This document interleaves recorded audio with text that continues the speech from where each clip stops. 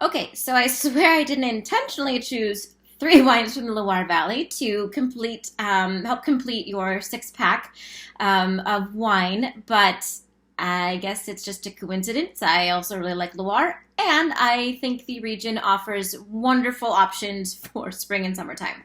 So we're gonna move into Vouvray. So you have a Chinon, you have a Muscadet, and Vouvray, which is also central Loire Valley, similar to Chinon, not too far away.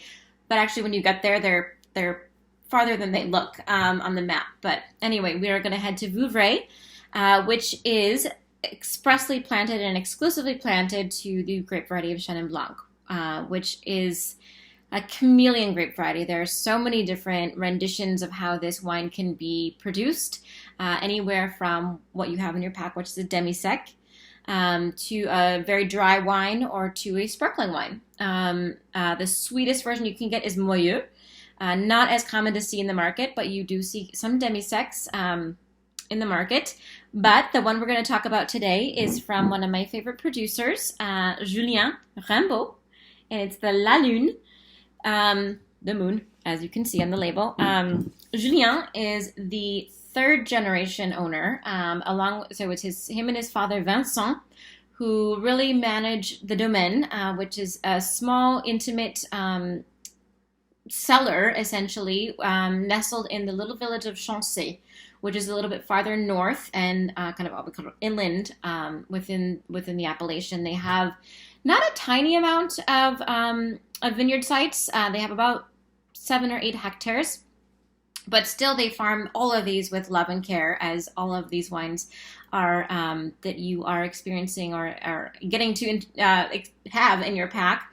I visited them in 2019, and they are just the humble. They love what they do, and I think they do it with just no frills. And they make exquisitely, wonderfully consistent wines. So the Demi-Sec, for me, definitely has some of that what we call residual sugar. So Demi-Sec means that the the fermentation is essentially stopped before the wine ferments completely dry.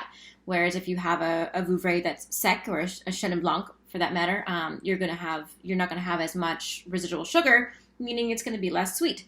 But this one for me has more of that fruit component. It still maintains great acidity.